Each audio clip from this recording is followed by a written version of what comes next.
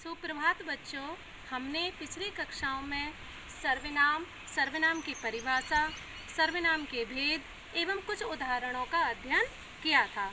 आज हम अपनी इस कक्षा में सर्वनाम से संबंधित कुछ अभ्यास प्रश्न हल करते हैं। तो बच्चों सभी ध्यान दें।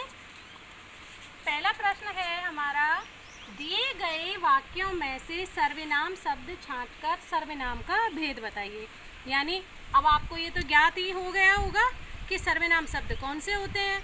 अब इसमें क्या पूछा गया है प्रश्न में, सर्वनाम शब्द छांटकर, यानी हमको सर्वनाम शब्द छांटना है और सर्वनाम का भेद भी बताना है कि वह सर्वनाम का कौन सा भेद है। सबसे पहले हम क्या देखते हैं, पेड़ के पीछे कौन खड़ा है। तो प्रश्न क्या कह रहा है, वाक्य पेड़ के पीछे कौन खड़ा है। सबसे पहले तो हमने देखा कि इसमें सर्वनाम शब्द क्या है। तो इसमें सर्वनाम शब्द क्या है, कौन। क्या है, कौन। जो कौन है यह प्रश्नवाचक सर्वनाम है। और हम यहाँ से भी पहचान सकते हैं। देखिए, मैंने आपको पिछली कक्षा में बताया था, प्रश्नवाचक सर्वनाम जो होंगे, अगर किसी वाक्य में आ जाता है प्रश्नवाचक सर्वनाम, तो वाक्य के अंत में प्रश्नवाचक चिन्ह भी आपको दिखाई देगा। तो यहाँ पर प्रश्नवाचक सर्वनाम इसका क्या हो जाएगा, भेद हो जाएगा। और शब्द क्या हो जाएगा, कौन। तो यहाँ पर सर्वनाम का भेद कौन सा है, प्रश्नवाचक सर्वनाम।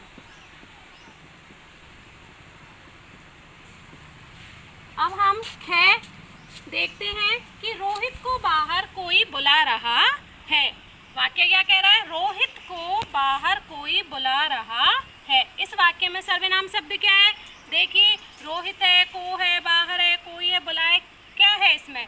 तो इसमें कोई, मैंने आपको बताया था कोई एक सर्वनाम शब्द होता है, और कोई और कुछ किस सर्वनाम के भेद के अंतर्गत आते हैं, अनिश्चयवाचक सर्वनाम। सेंटेंस को पढ़ने पर भी यही लग रहा है कि रोहित को बाहर कोई बुला रहा है, यानी निश्चितता का बोध नहीं हो रहा। और यहाँ पर जो कोई है यह अनिश्चयवाचक सर्वनाम शब्द है। तो यहाँ पर भेद क्या हो जाएगा, अनिश्चयवाचक सर्वनाम। सर्वनाम का भेद कौन सा है, ये अनिश्चयवाचक सर्वनाम। अब हम यह देखते हैं कि यह दुकान चाचा जी की है। अब इसमें देखिए सर्वनाम शब्द क्या है, यह। अब वाक्य को पढ़िए कि यह दुकान चाचा जी की है। पढ़ने पर क्या लगा आपको, कि हमें लगा कि किसी निश्चितता की बात हो रही है कि यह जो दुकान है यह किसकी है, चाचा जी की है। तो यह जो शब्द है, एक तो सर्वनाम हो गया, ये तो है, और कौन सा भेद है इसमें, इसमें है निश्चयवाचक सर्वनाम। मैंने आपको बताया था कि अगर किसी वाक्य में यह, वह और ये, वे सर्वनाम शब्द आ जाते हैं तो वो निश्चयवाचक सर्वनाम कहलाते हैं।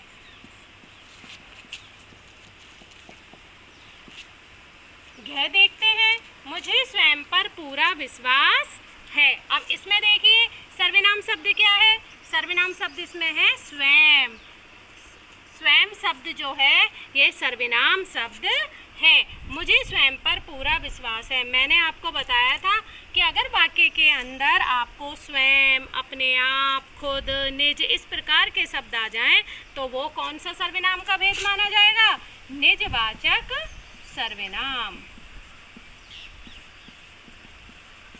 निजवाचक सर्वनाम। अब हम देखते हैं, जैसा करोगे वैसा भरोगे। अब इसमें सर्वनाम शब्द बताइए क्या है, जैसा, वैसा। ये कौन सा भेद के अंतर्गत आएगा, संबंधवाचक सर्वनाम। किसके अंतर्गत आएगा, संबंधवाचक सर्वनाम। मैंने आपको परिभाषा में बताया था संबंधवाचक में कि वाक्य का संज्ञा या सर्वनाम आदि शब्दों से संबंध बताने के लिए जिन सर्वनाम शब्दों का प्रयोग किया जाता है वह कौन सा होता है, संबंधवाचक सर्वनाम होता है। अब हम देखते हैं, आप अभी पौधों को पानी डाल दो। अब इसमें सर्वनाम देखते हैं, इसमें क्या आएगा, आप। हम कर चुके हैं एक उदाहरण ऐसा ही कि आप अभी पौधों को पानी डाल दो। इसमें जो आप है यह निजवाचक सर्वनाम है, तो ये कौन सा हो जाएगा, निजवाचक सर्वनाम।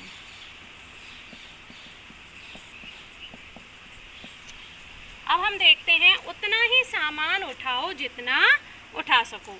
अब इसमें उतना और जितना संबंध प्रकट हो रहा है। भाई वाक्य का संज्ञा या सर्वनाम से संबंध बताने वाले शब्दों को हम क्या कहते हैं? संबंधवाचक कहते हैं। तो उतना और जितना ये दोनों शब्द कौन से हैं? संबंधवाचक सर्वनाम के।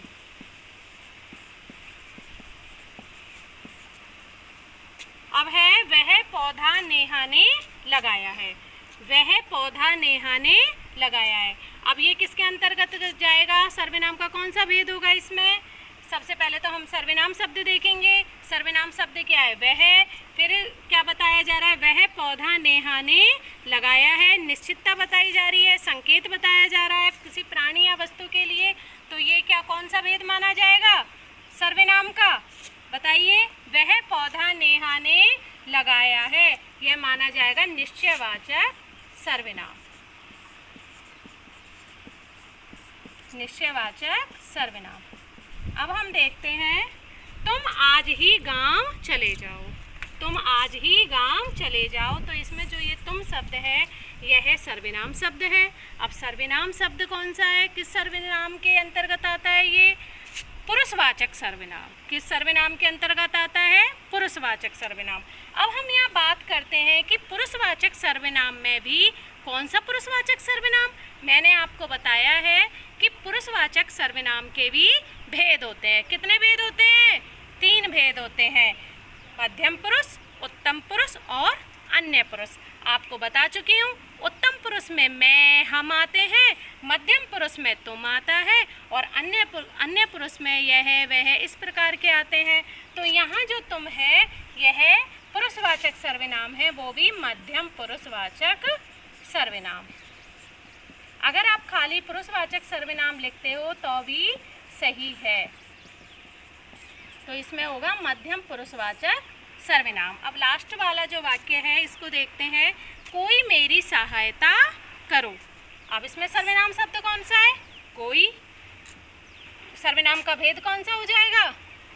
अनिश्चयवाचक सर्वनाम, यानी निश्चितता का पता नहीं चल रहा हमें, तो इसमें कौन सा हो जाएगा? अनिश्चयवाचक सर्वनाम।